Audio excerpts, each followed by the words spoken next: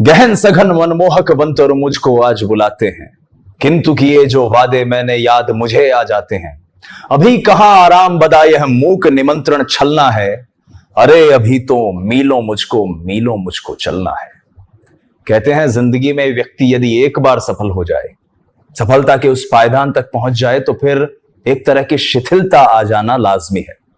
लेकिन कुछ शख्स ऐसे होते हैं जो लगातार अपने आप को ही चुनौती देते हैं और अपने ही बनाए गए बेंचमार्क को ध्वस्त करते हैं। मैं बात कर रहा हूं पिपराली, जो सीकर का एक बहुत ही सामान्य सा नगर है, वहां के एक जाबाज सिपाही की।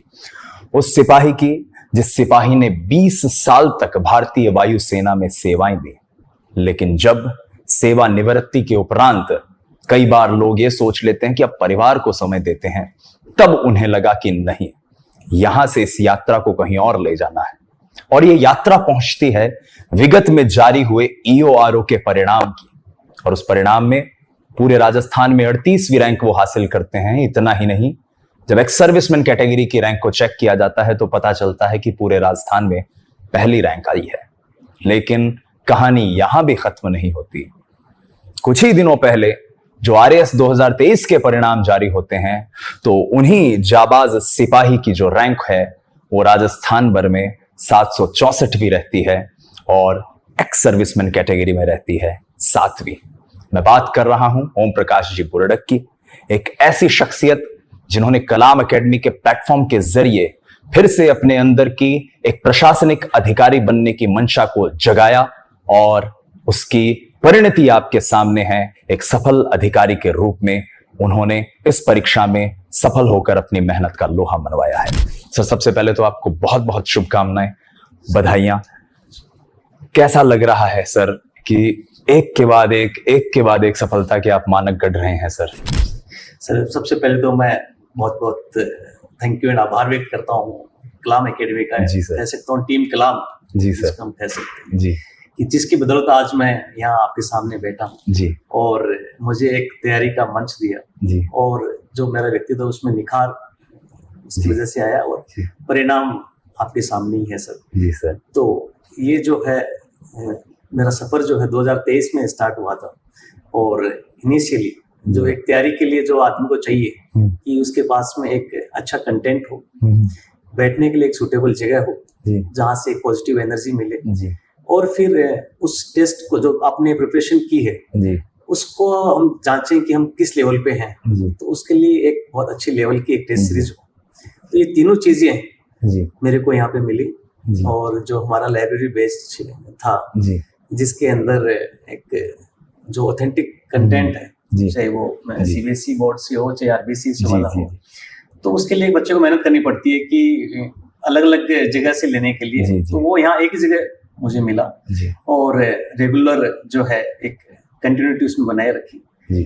तो उसी का सर ये जो है परिणाम। सर, एक सवाल मेरा बड़ा व्यक्तिगत सा है, वो ये कि हर परीक्षा में, आरएएस की परीक्षा में खास तौर पर ऐसे देश के सैनिकों और सिपाहियों के नाम हमें देखने को मिलते हैं जो कई बार जो नॉर्मल कैटेगरी से भी जो लोग जो ऑफिसर्स हैं वो जो तैयारी कर रहे हैं उनसे भी बेहतर रैंक, उनसे भी बेहतर तैयारी। तो ये जज्बा व्यक्तिगत होता है या ये जज्बा सैन्य सेवाओं के कारण आता है? सर नहीं सर, बिल्कुल ये सैन्य सेवाओं का ही है जिससे व्यक्ति तो ऐसा बन जाता है जी, तो डिसिप्लिन लाइफ वहाँ रहती है जी, पंक्चुअलिटी, डिसिप्लिन, इंटीग्रिटी, ये एक बेसिक जो है उसके नॉर्म्स बन जाते हैं, क्योंकि आमतौर पर आदमी सोच ले कि भाई अब रिटायर हो गए हैं तो चलो एक आराम की जिंदगी जीते हैं, और वहां से आप अपने आप को फिर से एक नए प्रतिमान गढ़ने के लिए तैयार करते हैं। तो ये अपने आप में सर बहुत ही शिरोधार्य सी चीज मुझे लगती है। सर नहीं सर, मेरे यहाँ काफी साथी थे मेरी कैटेगरी से जी, तो लोग बोलते थे इस एज में आके आप कैसे चीजों को रख पाओगे, कर पाओगे। यही जानना ये एक वो चैलेंज था, लेकिन मैं कहता हूँ कि sir ages are just numbers. जी सर, बिल्कुल बिल्कुल। अगर आपके अंदर डेडिकेशन है और आपने अपना गोल डिसाइड कर लिया है जी, तो फिर एक फौजी जिंदगी में चाहे कितनी भी चैलेंज आए तो आपने तो 20 साल उन चैलेंजेस के साथ गुजारे हैं, तो ये चंद किताबें तो आपके लिए चाइल्ड्स प्ले वाली सी चीज होती होगी। सर पूरी तैयारी की प्रक्रिया में आते हैं कि प्रीलिम्स की तैयारी कैसे हुई, मेंस की तैयारी कैसे हुई, और कलाम एकेडमी के जो टीम है उसके साथ आपने ऐसा क्या महसूस किया जो आपको लगता है जिसने वो एक्स फैक्टर की भूमिका निभाई है आपके सिलेक्शन में? सबसे सर इम्पोर्टेंट चीज है कोई भी तैयारी के अंदर, वो आपके पास कंटेंट कैसा है। जी सर। और वो कंटेंट मैं बता रहा हूँ कि अभी जो बच्चे तैयारी कर रहे हैं जी, तो कलाम के कंटेंट का कोई मुकाबला नहीं है मार्केट में जी, क्योंकि ऑथेंटिक सोर्सेज से जो है उन्होंने मेहनत करके जो है उसको प्रिपेयर किया है। जी, तो सबसे पहले मेरा ये था कि मैं साथी थे जिन्होंने मुझे मोटिवेट किया, बताया, क्योंकि जब 20 ईयर्स के बाद में आता है आदमी हाँ, तो उसके पास टाइम कम रहता है, तो सिलेक्शंस का भी चलो गई एज जा रही है। तो वो मैं अपने कलीग से पूछा, मैंने अपने साथियों से, तो उन्होंने मुझे सजेस्ट किया कि ये यहाँ पे आप आइए, और मैंने 2023 में जो है यहाँ पे ज्वाइन किया था। एक लाइब्रेरी स्पेशल बैच जो है वो लॉन्च किया गया था। तो मैंने उसको देखा और कंटेंट देख के मुझे लगा कि अब मेरे को जो है जगह मिल गई है इसी के लिए, और मुझे जो है इसी पे ही ट्रस्ट करके आगे बढ़ना है।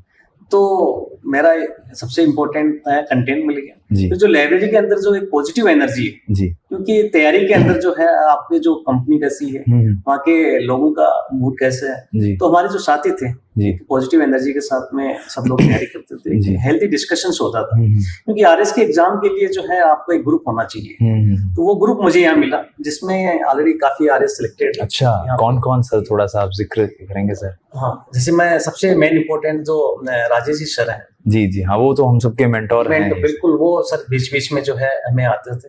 जी मुकेश जी सर हैं। जी सर। इवन हमारे साथी जो है सोमदत्त जी सर हैं, जिनके भी अच्छी रैंक आई। हाँ, वो, और मैं यहाँ पे दर्शकों को भी बताऊं कि सोमदत्त सर की कहानी ऐसी कहानी है जो एक भीगी हुई पलकों के साथ आपको प्रेरणा देगी।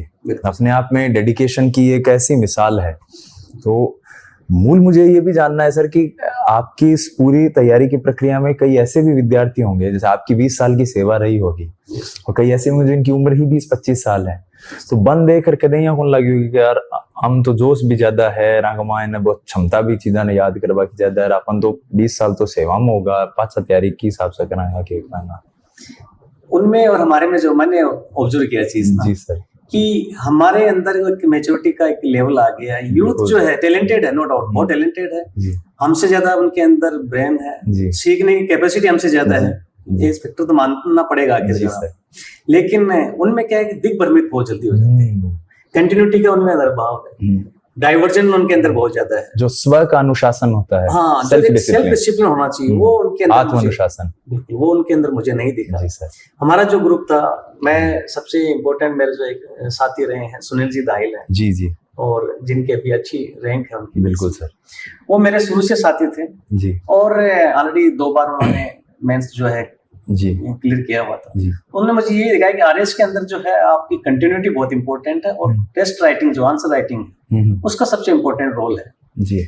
तो यहाँ पे रेगुलर जो है वीकली टेस्ट हमारे हुआ करते जी जी जी, और लाइब्रेरी बैच के अंदर जो है डेली बेसिस पे ये 4th पेपर जो हिंदी इंग्लिश वाला है वो एक मेरिट डिसाइडिंग अंदर एक बहुत बड़ा अहम फैक्टर है। हाँ, 120 नंबर तो हिंदी के और 80 नंबर अंग्रेजी के, तो एक बड़ा चंक है ये। उसका क्या है कि आपके मेरिट में बहुत बड़ा रोल होता है, क्योंकि आपके लगभग 70 मार्क्स की 50 मार्क्स की हिंदी के अंदर ग्रामर और 20 मार्क्स की इंग्लिश में।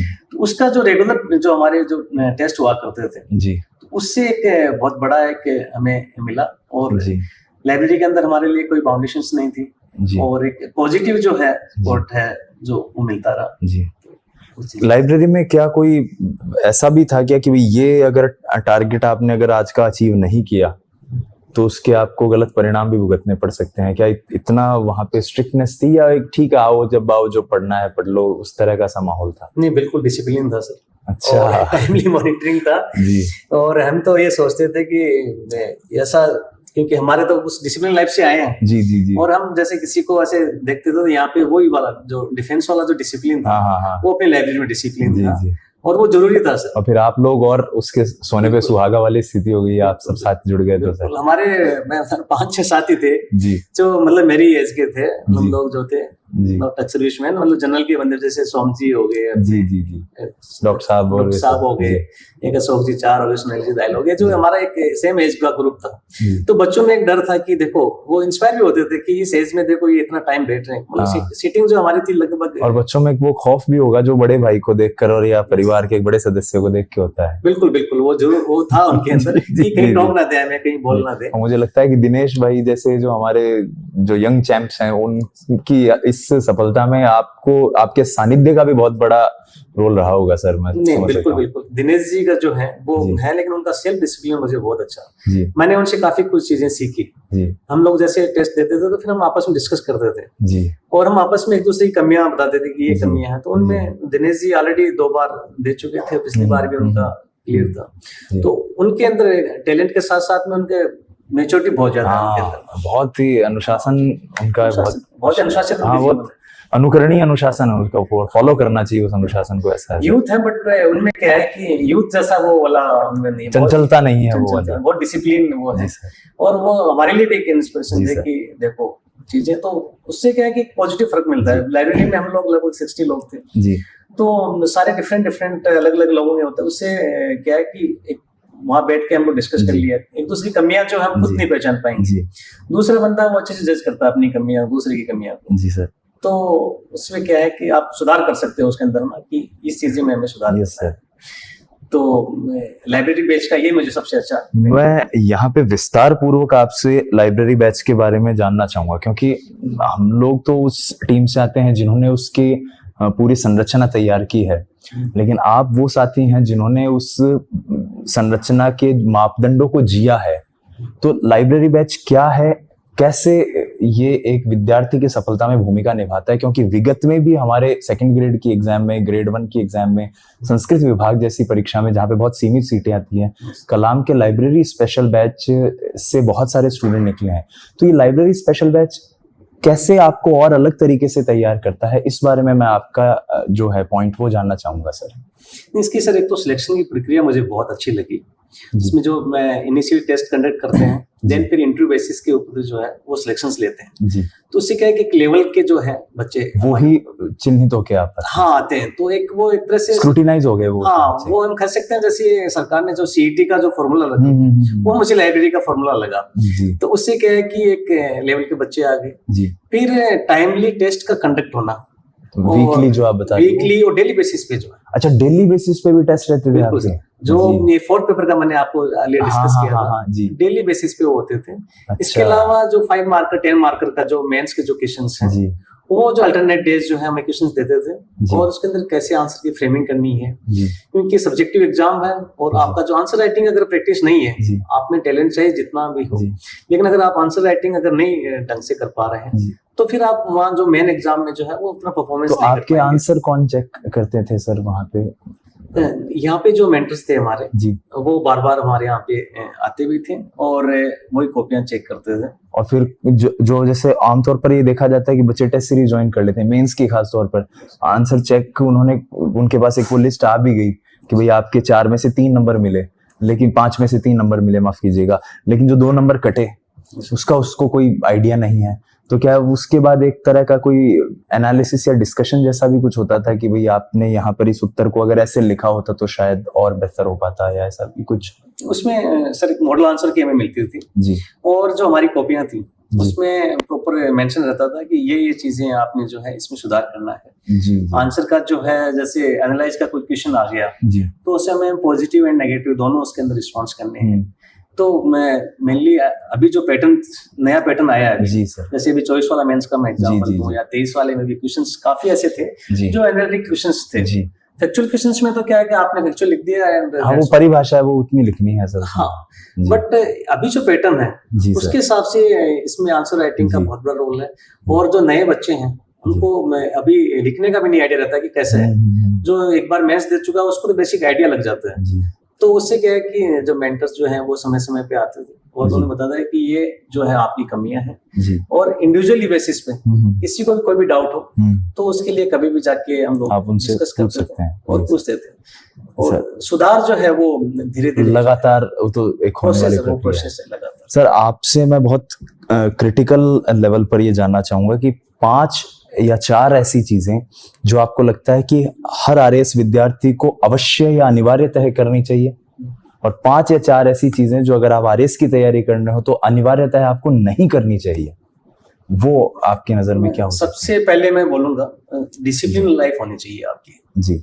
पंक्चुअलिटी जो है वो बहुत इंपॉर्टेंट है। जी सर। टाइम से आप आइए, और जी। जो है टाइम एक सीटिंग कम से कम एटलीस्ट 8 to 10 आवर्स की तो नए बच्चों को बताता हूँ उसकी सीटिंग होनी चाहिए, जी। चाहे वो लाइब्रेरी बैच हो चाहे अन्य तरह की जी। हो। दूसरा है कि कंटिन्यूटी जो है वो लगातार बार बार रिवीजन। जी। अगर आपका टॉपिक, क्योंकि आरएस का जो सिलेबस है अपने आप में एक बहुत बड़ा सिलेबस है, जी। तो वो सिलेबस जो है वो आप बार बार उसको रिवीजन करें। जी। जो आपका वीक फैक्टर है जी। उसको स्ट्रॉन्ग बनाने की कोशिश करें। जैसे मेंस का एग्जाम में इस बार टाइम कम मिला था, जी। तो उस वीक फैक्टर के ऊपर काम करें, उससे भागे नहीं, डरे नहीं उससे। जी सर। मेरा जैसे मैं अपना बताऊं, मैं आर्ट्स स्ट्रीम से था, तो मेरा साइंस वीक था, तो मैंने उसको चैलेंज लिया और उस पर काफी काम किया। जी सर। तो उसको ले नए चैलेंजेस लें। यस, उसको चैलेंज के रूप में स्वीकार करें, अपनी उस कमी को जो है वो दूर करें। जी सर। और एक टेस्ट जरूर लिखें, आंसर राइटिंग की रेगुलर प्रैक्टिस करें। हाँ। ये 4 चीजें हैं, जो डिसिप्लिन लाइफ, कंटिन्यूटी, और फिर जो कमजोर आपका चीजें हैं उनको लगातार सुधार करें, और टेस्ट सीरीज लिखें। जी सर। टेस्ट का बहुत बड़ा रोल है। टेस्ट अगर नहीं लिखेंगे तो हमें पता ही नहीं, ज्ञान तो सब में है, पास है, उसके प्रस्तुतिकरण का ही खेल है। यस, मेंस का तो जो है वो प्रस्तुतिकरण ही है। जी सर। और क्या ऐसी चीज है जो आपको लगता है नहीं करनी चाहिए, मतलब ये तो जीरो से ही अवॉइड होनी चाहिए? सबसे इम्पोर्टेंट है सर सोशल मीडिया जो है। हाँ, ये बड़ा आजकल एक लत की स्थिति में है लोगों तक। मैंने देखता था बच्चों को, मैं बिल्कुल बेसिक फोन रखता था, स्मार्टफोन मैंने मेंस से 2 महीने पहले घर पे रख दिया था। ओके। बहुत डाइवर्ट होते हैं उससे। ये मैं यहाँ पे आपको रोक के विद्यार्थियों को कहना चाहूंगा कि अगर आपका भी मानस है, क्योंकि श्री कृष्ण ने भगवत गीता में कहा है, तस्माद असक्तम सतत कार्य कर्म समाचरत असक्तो अराचरण कर्म परमाप्नोति पुरुष है। परम तत्व को, परम सफलता को प्राप्त करने के लिए उस प्रिय वस्तु का त्याग करना बहुत ज्यादा आवश्यक है, क्योंकि एक प्रिय वस्तु का त्याग नहीं करेंगे तब तक दूसरी प्रिय वस्तु आपको आपके लक्ष्य की प्राप्ति के रूप में नहीं हासिल होगी। पहली चीज आपने सर सोशल मीडिया बताई, फिर दूसरी चीज उसमें क्या लगता है, जैसे लोग उसमें चेक करते हैं कि भाई हमें वर्चुअली हमें चीजें हो गई हैं, लेकिन आप अगर बैठ के चीजों को पढ़ेंगे तो वो ज्यादा अच्छे से जो है कवर होगा। मेंस के लिए मैं बेसिकली इस चीज को बता रहा हूँ। दूसरा जो है अपना टाइम जो है अपने प्रति जो है वो बिल्कुल ईमानदार रहे अपने आप को, क्योंकि ये गोल्डन टाइम रहता है जी। एंजॉय करने के लिए बहुत टाइम पड़ा है जी। पहले अपने टारगेट को अचीव करें जी। इधर तो डाइवर्जन ना लें जी। जो फोकस है उसी पे काम करें। जिंदगी में लाइफ में जो है एंजॉय करें, बट जो है अपना एक टाइम जो फिक्स करें जी। तो वो दें। तो सोशल मीडिया से दूरी रखें जी। अपना दें, और कुछ टाइम के लिए, जब मेंस का टाइम है, स्पेशली जो आरएस का मेंस का टाइम है, सोशल इवेंट से थोड़ा सा अपने आप को दूर रखें, और जो अपना ग्रुप है जी। उसके साथ रेगुलर जो है इंटरेक्शन करते रहें। बिल्कुल सर जी। ये चीजें जो है मैं अपना बता रहा हूँ, ये चीजें जो है आपको, और आप बता रहे हैं तो निश्चित तौर पर इसमें एक अनुशासन के साथ अगर आप विद्यार्थी इसका पालन करें तो निसंदेह सफलता आपके कदम चूमेगी। साथियों, इस बातचीत को अंतिम कड़ी की ओर लेकर जाते हैं सर, कि अब आप पीछे मुड़कर देखते हैं तो जितने भी साथी आपके, जो आपको लगता है कि हाँ इनकी सबसे महत्वपूर्ण भूमिका रही सफलता में, किन्हें मानते हैं सर? परिवार का सर इसमें बहुत बड़ा रोल रहता है जी।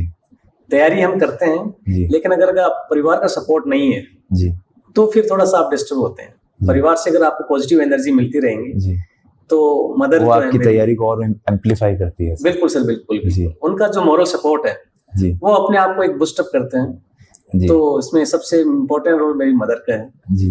वो उन्होंने हमेशा, उनका एक ख्वाब था जी, तो वो चीजें उनकी। फिर वाइफ तो जो है उनका सेक्रीफाइस होता है। मैं यहाँ सुबह 7 बजे लाइब्रेरी में पहुंच जाता था जी, तो जो उनका टिफिन जो है वो 6:30 रेडी रहता था।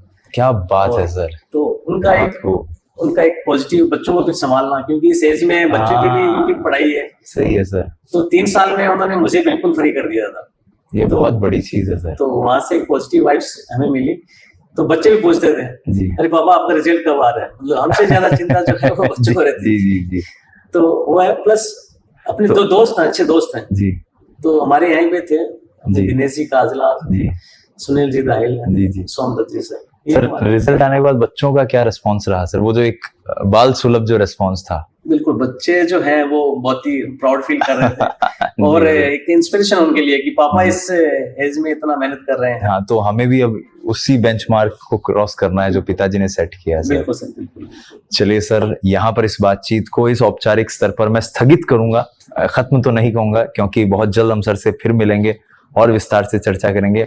लेकिन मुझे कविवर जयशंकर प्रसाद की पंक्तियां याद आती है कि हिमाद्रि तुंग श्रृंग से प्रबुद्ध शुद्ध भारती, स्वयं प्रभा समुज्वला स्वतंत्रता पुकारती, अमर्त्य वीर पुत्र हो दृढ़ प्रतिज्ञ सोच लो, प्रशस्त पुण्य पंथ है बढ़े चलो बढ़े चलो, असंख्य कीर्ति रश्मियां विकीर्ण दिव्य दाहसी, सपूत मातृभूमि के रुको न शूर साहसी, अराती सैन्य सिंधु में सुबाड़ वाग्नि से जलो, प्रवीर हो जयी बनो बढ़े चलो बढ़े चलो। तो आप इसी तरह सफलता के मानक गढ़ते जाएं और कलाम परिवार यही शुभकामनाएं प्रेषित करता है कि आपके नेतृत्व में, आपके कुशल नेतृत्व में ये देश, ये प्रदेश, ये समाज और तरक्की के सोपान लिखे। Thank you so much sir, आप इस बातचीत से जुड़े। Thank you so much sir और थैंक यू टीम कलाम। शुक्रिया सर, बहुत बहुत शुक्रिया।